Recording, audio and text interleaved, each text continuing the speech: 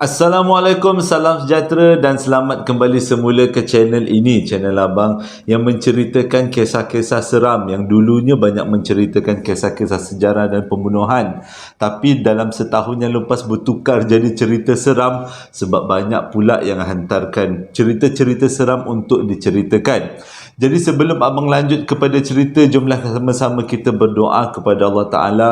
Moga kita semua dipanjangkan umur, dimurahkan rezeki, dipermudahkan segala urusan, diberikan rezeki yang melimpah ruah dan juga dipermudahkan segala urusan kehidupan kita di dunia dan di akhirat. Amin ya rabbal alamin. Hari ini abang nak sampaikan 3 lagi cerita yang disampaikan kepada abang melalui email dan juga panggilan telefon. Jadi tanpa membuang masa, jom kita teruskan dengan cerita yang pertama. Cerita yang pertama disampaikan oleh, nama ni abang gunakan nama sebenar, iaitu Abang Zack, berlaku dekat Bagan Lalang. Kalau tak silap abang, Bagan Lalang ni dekat kawasan Selangor. Tahun 1995. Pada waktu tu abang masih lagi tingkatan muda lagi lah, tingkatan 1, tingkatan 2 lah, lebih kurang macam tu.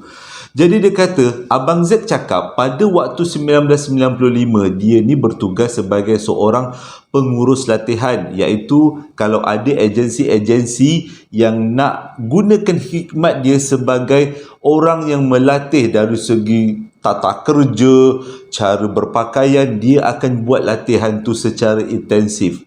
Nak jadi cerita, pada tahun 1995, Abang Zack dapat kontrak dengan satu company yang sangat besar, di mana company ni akan menghantar pekerjanya tiap-tiap minggu selama setahun ke satu resort yang terletak di Bagan Serai. Bagan Lalang. Bagan Serai. Bagan Lalang. Jadi pekerja-pekerja ni akan dilatih oleh Abang Zack dari pelbagai sudut, berpakaian, bercakap, bekerja, menepati masa. Jadi kata Abang Zack, setiap minggu akan ada satu kumpulan yang datang. Pada masa yang sama, minggu depannya kumpulan lain. Tiap-tiap minggu kumpulannya bertukar-tukar. Sebab company ni company yang besar. Satu Malaysia ada cawangan dia. Abang rasa macam bank je.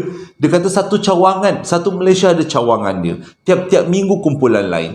Tapi setiap kali kumpulan-kumpulan yang berbeza-beza ni datang, diorang mesti cerita yang pelik-pelik. Semualah dapat gangguan. Ada yang gangguan kena tegur waktu berjalan, ada yang waktu malam kena hempap, ada juga yang tengah buat kerja tiba-tiba ditepuk daripada belakang. Macam-macam cerita Abang Zack cakap. Tapi sepanjang dia bertugas dekat resort dekat Bagan Lalang tu, Abang Zack tak pernah pun sekali mengalami peristiwa yang pelik.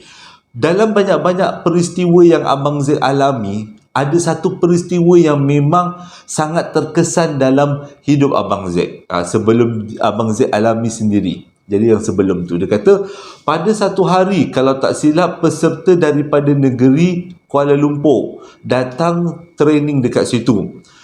Tengah-tengah training, tiba-tiba peserta tu, waktu tu lebih kurang pukul malam lah, pukul 12, pukul 2 macam tu, dah habis training lah ceritanya.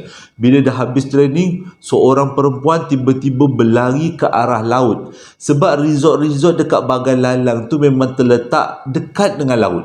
Katanya lebih kurang 30 meter lah macam tu. Jadi perempuan tu berlari ke arah laut sambil menjerit-jerit, "Mak, mak!" Padahal semua orang tahu mak dia dah lama meninggal. Bila orang sempat pegang dia, daripada dia terjun daripada dalam laut tu, orang sempat pegang. Orang tanya dia, kenapa nak lari ke laut? Dia kata dia nak jumpa mak dia. Mak dia panggil-panggil daripada tengah laut. Mak dia ke? Bukanlah kan. Sebab orang kata memang mak dia dah meninggal. Tapi bila orang tahan dia, menangis-nangis, meronta-ronta. Sebab dia kata dalam laut tu ada mak dia dan nak pergi jumpa mak dia. Sebenarnya pada waktu tu dia tak sedar. Dia tak sedar pun apa yang dia buat. Dia tak sedar pun apa dia yang cakap. Mungkin ada sesuatu yang dah mengawal badan dia. Abang pun rasa macam tu.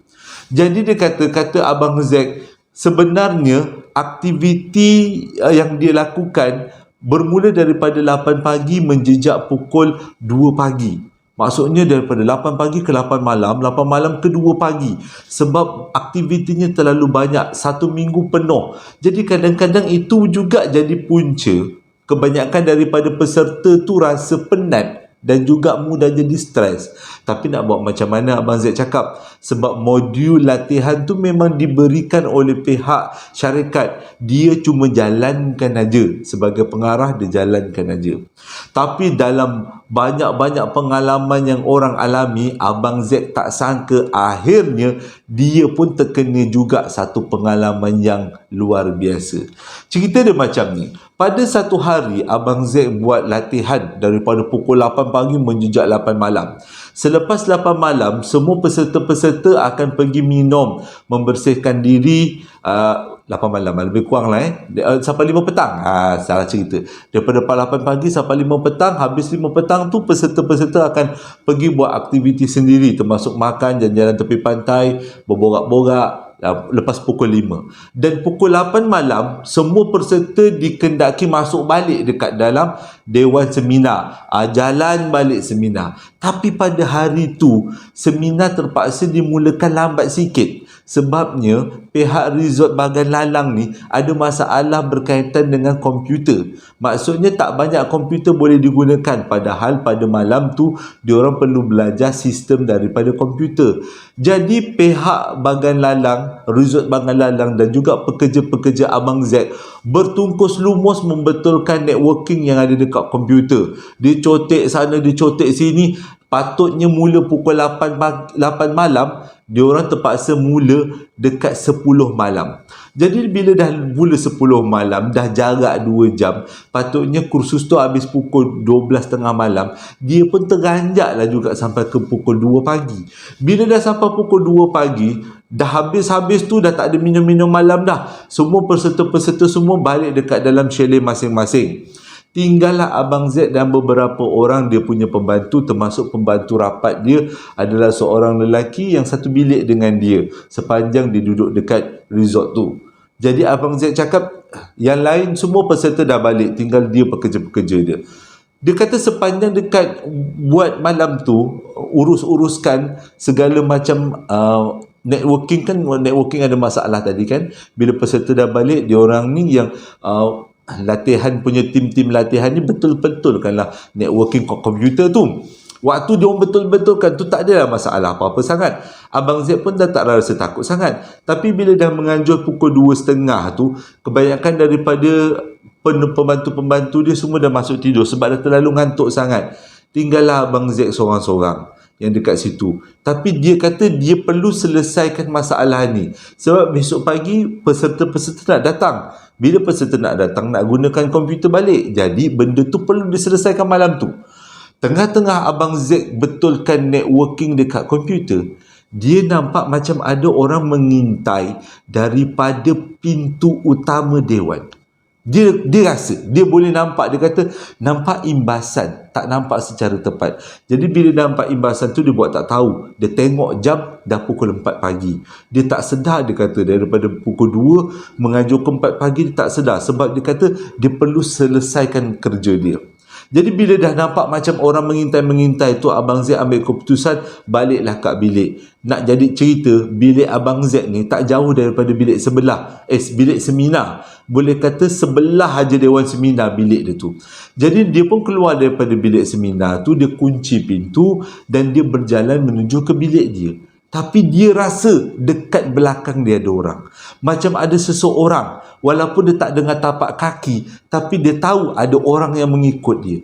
Jadi Abang Zaid terus berhenti daripada berjalan. Dia cakap macam ni, aku tahu kau ada dekat belakang aku. Aku tak kacau kau, kau jangan kacau aku. Kita dalam dunia berbeza. Dan Abang Zaid teruskan perjalanan masuk dekat dalam bilik. Bila dalam bilik, lega. Bila dah sampai bilik kan lega lah. Dia pun kunci pintu. Dia tengok pembantu dia dah memang tidur berdengkur dah. Sebab bilik tu tak berapa besar sangat. Dalam bilik tu hanya ada 2 katil single. Katil bujang. Satu katil bujang, pembantu dia tidur. Satu lagi Abang Zaid tidur. Jadi dia pun salin-salin baju, teruslah dia tarik selimut. Dia nak tidur, cakap. Sebab dia kata dah tak sedap hati dah ni. Waktu dia tidur tak ada masalah. Tengah-tengah dia tidur, dia kata, tiba-tiba dia nampak macam ada lampu kelip-kelip, tapi nampak macam lilin. Dia macam sedar dengan tak sedar, dia kata pada waktu tu. Jadi lilin tu semakin lama semakin mendekati muka dia, dan dia pun dalam mimpi tu, dalam keadaan sedang dan tak sedar tu, dia tiup lilin tu. Macam tu. Dia tiup nak kasih padam. Dia kata kalau lilin tu tak dipadamkan takut terbakar pula. Itu dalam mimpi dia lah, dalam sedang dan tak sedar. Kalau orang Johor kata empang-pang halang. Dulu abang pernah kongsikan, kalau kita orang Melayu panggil antara sedar dengan tak sedar. Bila dia tiup je lilin tu terpadam. Daripada jauh, satu muka orang lelaki berjambang semakin lama semakin mendekati muka dia, dan akhirnya betul-betul dekat depan muka dia. Tapi Abang Z cakap itu macam seolah-olah mimpi. Dia kata, jadi bila dah dekat sangat muka tu, Abang Z terus menjerit, engkau jangan kacau aku, pergi dari sini, aku nak buat kerja, engkau duduk dekat alam kau, aku tak kacau kau. Waktu tu Abang Z menjerit betul-betul dalam mimpi itulah, dalam antara sedang tak sedar tu, dia menjerit kuat-kuat. Dan lepas tu dia terus terbangun dalam keadaan satu badan dia berpeluh-peluh, dan dia rasa tangan dia menggigil. Tiba-tiba dia dengar ada orang mengerang seolah-olah kesakitan. Dia tengok dekat katil sebelah, rupanya pembantu dia tengah kelemasan, macam seolah-olah dicekik. Nampak macam dicekik. Jadi dia pergi ke katil sebelah, dia panggil lah pembantu dia, kita bagi nama sebagai Alif lah kan. Lip, bangun Lip, bangun. Kau okey tak ni Lip? Kenapa kau macam ni? Waktu tu pembantu dia, macam tu lebih kurang. Waktu Abang Z cuba menyedarkan pembantu dia, tiba-tiba dia nampak dekat sudut bilik rumah dia, Makcik Rockers berdiri. Waktu tu Abang Z cakap dia terlupa nak baca apa. Allahu Akbar tak ingat, Allahumma salli ala sayyidina tak ingat, Allahumma salli ala sayyidina Muhammad dia tak ingat, baca Allahu Akbar pun dia tak ingat. Dia tenung aja Makcik Rockers tu dalam keadaan yang, siapa dia ni? Kenapa datang sini? Itu dalam otak dia.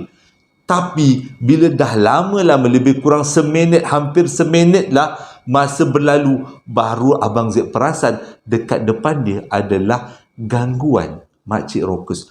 Terus dia berzikir Allahu Akbar sebanyak-banyaknya, sampailah Makcik Rockers tu seolah-olah terpecah, macam cahaya yang pecah dan hilang. Bila hilang, pembantu Abang Z sedar semula. Lepas tu pembantu Abang Z sebenarnya dia kena tindih pada waktu tu. Dia kata dia dengar Abang Z menjerit, jangan kacau aku.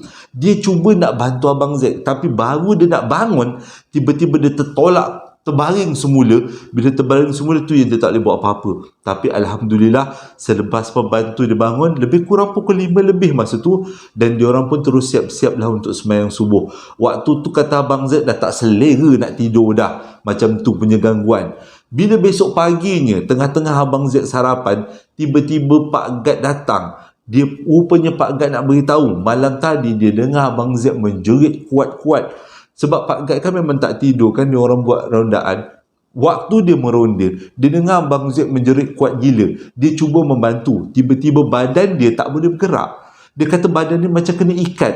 Dia kata macam ada sesuatu. Lepas tu dia tanya Abang Z, betul ke Abang Z menjerit-jerit malam tadi? Abang Z cakap betul, dia diganggu sebenarnya. Jadi itulah peristiwa yang paling ngeri Abang Z alami pada tahun 1995 sebagai seorang manager pegawai latihan. Berlaku dekat resort dekat Bagan Serai. Bagan Lalang. Okey, itu cerita yang pertama. Cerita yang kedua berlaku pada tahun 2001 dekat Tasik Mas Limbang, Sarawak. Diceritakan kepada abang oleh 3 orang lelaki yang namanya adalah nama sebenar, iaitu Nazmi, Aiman dengan Alimi. Kalau silap nanti betulkan abang Nazmi. Ceritanya, diorang ni 3 sahabat. Daripada umur 14 tahun, diorang memang suka sangat cari hantu. Kalau orang cakap rumah tu rumah kosong, dia orang akan pergi. Dia orang akan redah nak cari hantu. Sambil-sambil tu bawa kamera, bawa handset, merakam. Kalau tak ada kamera, tak ada handset, dia orang bawa tape recorder, merakam. Nak tahulah macam mana bunyi hantu, nak tahu juga macam mana bentuk hantu. Daripada 14 tahun, 15 tahun, 16 tahun, sampai ke 17 tahun. Dah macam-macam tempat dekat Sarawak, dekat sekitar Sarawak ni diorang pergi naik motor bertiga je diorang pergi, tapi tak pernah diorang jumpa kelibat makhluk-makhluk alam sebelah. Orang kata kalau kita cari selalunya susah jumpa, lebih-lebih lagi kalau kita ni orang yang berani. Selalu orang yang tak berapa nak berani ni senang jumpa. Orang kata, abang pun tak tahu. Jadi Nazmi yang cerita dekat abang ni adalah Nazmi. Dia kata daripada 14 tahun sampai 16 tahun puas mencari, tak ada pun benda yang dia nampak. Tapi pada satu hari, benda yang tak dijangka diorang terjumpa. Okey, ceritanya berlaku 2001 dekat Tasik Mas Limbang. Pada waktu tu umur diorang 19 tahun. Sekarang ni umur diorang dah 30 tahun. Pada waktu tu umur diorang 19 tahun. Diorang cuba nak mencari hantu pada malam tu. Tapi dah banyak sangat lokasi diorang pergi tak jumpa dan diorang rasa macam penat. Jadi diorang pun bercadang untuk lepak-lepak. Carilah tempat lepak. Dia kata dah penat sangat kita cari hantu-hantu tak jumpa. Tak lepak-lepak malam tu, beli air kotak, beli cokolat, beli cekedis. Jadi tanyalah nak lepak kat mana malam ni. Lepas tu Nazmin cakap, apa kata kita lepak dekat Tasik Mas Limbang. Sebab kawasannya cantik. Dia kata Tasiknya cantik, kawasan sekitarnya cantik. Daripada situ boleh nampak bulan. Dia kata memang cerah bulannya. Tapi Nazmin cakap dia tak sangka pada malam tu berlaku satu peristiwa yang luar biasa. Tengah diorang duduk-duduk, tiba-tiba diorang rasa ada satu angin yang kuat melanda kawasan tu. Tapi yang peliknya, diorang nampak angin tu tapi diorang tak rasa. Diorang nampak angin tu bertiup menyebabkan pokok-pokok di sekitar tu sengit-sengit. Maksudnya dengan kata lain, angin tu kuat gila pada malam tu. Tapi diorang tak rasa pun angin tu. Rambut diorang ni tak bergerak langsung. Jadi mula-mula diorang ingat benda tu macam fenomena biasa. Jadi dia rasa macam tak kisahlah. Tapi bila Alimi cakap, perasan tak, dia kata, peliknya malam ni kita tak rasa angin. Tapi di sekeliling kita, pokok-pokok semua macam nak tercabut. Jadi bila dah Alimi pun tegur, Aiman dengan Nazmi pun perasan lah. Betul juga, dia kata, pelik malam ni. Jadi diorang bercadang, baliklah, dia kata. Kalau dah macam ni keadaannya, takut juga kalau ada benda-benda berlaku kan. Jadi diorang pun siap-siap nak balik. Kat sinilah peristiwa pelik. Selama ni diorang cuba cari alam sebelah. Tapi kali ni diorang berhadapan dengan alam sebelah. Waktu diorang nak balik, nak naik motor, tiba-tiba angin kuat tadi menyebabkan awan-awan di kawasan Tasik tu ke tepi. Terserak ke tepi. Jadi diorang ni nampaklah ke arah langit, nampak bulan. Tiba-tiba bulan tu tertutup dengan satu awan yang gelap. Dan depan diorang, maksudnya di atas langit, diorang bertiga nampak dua bumi. Yang mana bumi kanan dalam keadaan cerah, bumi yang ada di kiri dalam keadaan ribut petir. Waktu tu diorang tak tahu apa yang diorang nampak. Diorang pelik. Waktu abang dapat cerita ni, abang rasa macam ini banyak tengok drama ke apa. Tapi bila abang fikir balik, mungkin yang diorang nampak ni adalah alam sebelah. Alam yang sepatutnya kita tak boleh nampak. Tapi Allah Ta'ala nak tunjukkan dekat diorang yang diorang boleh ternampak alam sebelah. Jadi diorang bertiga ni tergamam. Apa benda yang diorang tengok kat depan tu? Yang di atas langit tu. Dua bumi, tapi satunya cerah, satunya pula dalam keadaan ribut petir. Bila dah macam tu, Alimin cakap, jomlah balik. Aku rasa macam kita dah termasuk dekat alam lain ni. Jadi diorang pun terus naik motor balik. Tak sempat diorang habiskan perjalanan balik rumah, hujan lebat. Bila hujan lebat, diorang berteduh dekat bawah jeti, bawah jambatan, dekat-dekat kawasan tu juga. Lepas tu dah habis hujan, diorang pun balik. Jadi bila sampai dekat rumah tu, diorang bertiga terfikir-fikir sebenarnya apa yang diorang nampak. Diorang pun rasa macam mimpi. Masa abang dapat email tu, ada juga dinyatakan mungkin Abang Jo anggap ini macam kelakar. Tapi sebenarnya kami sendiri tak tahu apa yang kami nampak. Abang tak rasa kelakar, tapi abang rasa macam kadang-kadang kita Tuhan nak tunjuk memang, ialah bila Tuhan nak tunjuk, dia akan tunjukkanlah sesuatu. Jadi diorang bertiga ni bila dah sampai kat rumah, buat satu planning lain. Besok pagi, besok malam, diorang nak datang kat tempat kejadian, nak tengok sekali lagi. Nampak tak langit terbelah, lepas tu nampak dua bumi tu. Tapi pada malam kedua diorang datang ke tempat tu, belum sempat diorang duduk lama-lama, dekat kawasan tasik diorang nampak gula-gula terbang. Bila dah nampak gula-gula terbang, memang terkejut lah kan. Selama ni cari hantu tak jumpa, kali ni tak nak cari hantu boleh pula jumpa. Jadi bila dah nampak benda tu terbang ke arah diorang pun larilah, naik motor balik. Tapi dia kata walaupun cerita ni pendek, tapi sampai sekarang diorang tak tahu apa yang diorang nampak. Jadi siapa-siapa yang pernah ada pengalaman yang lebih kurang sama ada dekat Tasik Mas Limbang ataupun dekat tempat lain, boleh kongsi-kongsi dengan abang. Abang pun rasa macam cerita ni sesuatu yang unik. Cerita yang ketiga ni special, disampaikan oleh seorang makcik, namanya minta dirahsiakan. Tapi abang gunakan nama yang dicadangkan oleh penonton, iaitu Diana. Berlaku pada tahun 1980-an dekat Kulim, Kedah cerita ni. Waktu tu makcik Diana cakap dia masih lagi anak dara dan dia masih lagi bekerja sebagai seorang minah kilang. Pada waktu tu dia kata dekat kawasan Kulim memang waktu tu banyak sangat kilang-kilang yang muncul. Kilang-kilang baru bagi peluang pekerjaan bagus-bagus pada anak-anak gadis. Dia kata pada waktu tu memang senang dapat kerja kilang, termasuklah makcik Diana ni bekerja lah kilang dekat situ. Jadi bila dia bekerja dekat salah satu kilang tu, dia dapat kemudahan untuk tinggal di asrama. Tapi bukanlah asrama, dia kata lebih kepada satu rumah, macam rumah teres macam tu, dan dalam rumah tu ada lebih kurang 4 bilik. Dia kata yang agak besar lah teres tu, rumah 4 bilik lebih kurang lah Jadi dalam rumah tu lebih kurang ada 10 orang. Oh salah, 3 bilik, bukan 4 bilik, 3 bilik. Dalam rumah tu ada 10 orang keseluruhannya. Jadi makcik Diana tinggal dekat dalam satu bilik bersama lagi 2 orang. Tapi yang seorang tu, dia orang bertiga lah satu bilik. Yang seorang tu kadang-kadang ada, kadang-kadang tak ada, sebab dia suka duduk lepak bilik lain. Tinggallah makcik Diana dengan lagi seorang kawan dia, namanya Nor. Jadi Nor dengan Diana tinggal dekat dalam satu bilik. Ni kisahnya berkenaan dengan susuk tau sebenarnya. Jadi dia kata, makcik Diana cakap, sepanjang dia duduk dekat asrama tu, dia tak rasalah seram. Tapi dia kata tiap-tiap malam akan berlaku satu benda yang pelik, iaitu Nor suka menyanyi. Dan dia menyanyi bahasa Melayu. Cuma bahasa Melayunya pelik-pelik, dia kata.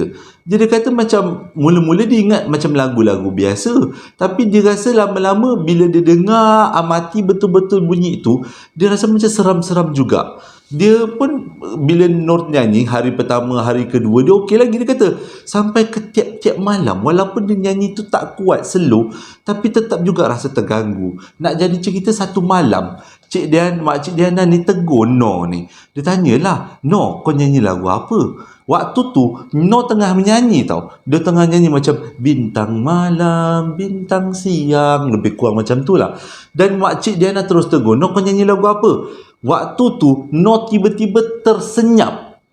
Lagu tu terputus. Jadi lepas tu, Nur pandang makcik Diana. Makcik Diana pelik dan Nur buat macam ni. Diam kak, saya tengah nyanyi, kita. Okeylah. Dah dengar tegur macam tu, makcik Diana pun macam, peliknya budak ni. Okey, tak apalah. Malam tu tidurlah. Tapi Nur tu teruslah menyanyi. Dia menyanyi, entah apa-apa nyanyian lah dia kata. Jadi, okeylah, itu malam pertama. Selang beberapa malam, satu malam tu, waktu tu Nur tengah nak tidur. Bila dia nak tidur, dia tarik selimut, dia menyanyi lagi sekali. Bila dia menyanyi, entah macam mana, sebab kan dah selalu sangat makcik Diana cakap dia dengar lagu yang sama. Jadi makcik Diana pun ikut dalam hati. Bintang malam, bintang siang, bintang pagi, bintang petang. Lebih kurang lah bunyi lagu ni macam tu. Naik atas langit, turun bawah bumi. Lebih kurang macam tu. Jadi makcik Diana pun macam melayan lah, ikut dalam hati. Tak sangka malam tu dia tidur dan dia mimpi.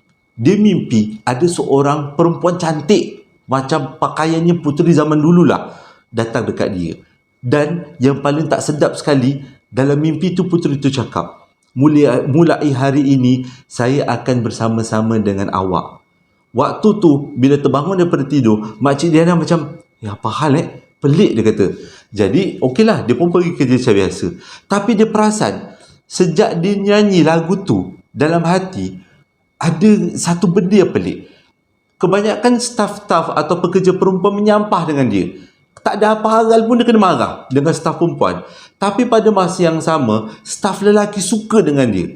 Yang dulunya macam hot dekat kilang tu, kata Makcik Diana, yang handsome, semua nak berkawan dengan dia. Dia pun pelik. Sebab dia kata dia tak adalah bergaya sangat, dia kata. Jadi balik tu, dia tanya dengan si Noh ni.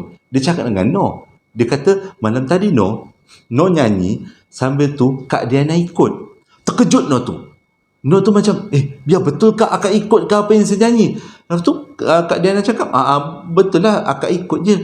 Lepas tu barulah Noh tu cerita, akak nak tahu tak, sebenarnya yang saya nyanyi ni adalah susuk Kak. Susuk untuk saya. Ini adalah susuk keturunan saya. Tujuannya susuk ni adalah untuk beri kekuatan dalaman.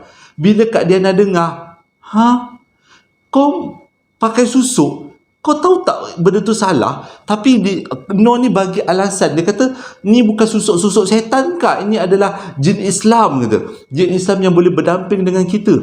Tapi Kak Diana rasa macam, Makcik Diana rasa macam, benda ni salah, dia kata. Benda ni salah, dia kata, dia tak sedap hati. Dia kata dengan Noh, marilah kita sama-sama cari Tok Guru, kita buang ilmu ni. Sebab rupanya secara tak sengaja, waktu Kak Diana ikut bacaan tu, Kak Diana pun dapat, Makcik Diana pun, apa cakap makcik ke kakak, lebih kurang lah dia pun dapat ilmu tu.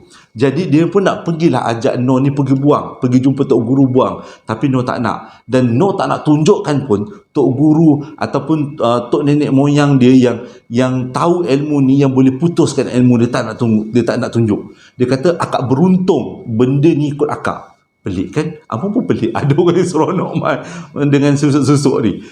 Jadi Diana pun pergi berubat. Bila pergi berubat, Alhamdulillah semuanya settle, tak ada masalah. Tapi pesan Makcik Diana dekat sini ialah, kita jangan sebarang menyanyi-nyanyi lagu orang yang kita tak tahu. Kadang-kadang benda tu adalah ilmu yang salah. Dari segi Islam yang salah, sejenis susuk, sejenis berdamping. Hati-hati sangat-sangat. Abang pun bila dengar Makcik Diana ni cerita, macam takut juga. Kadang-kadang kita dengar lagu-lagu yang kita tak pastikan, rupanya lagu-lagu tu adalah mentera untuk memanggil. Pelik juga. Seram juga apa rasa. Jadi hati-hatilah, ini pengajaran yang baik sebenarnya.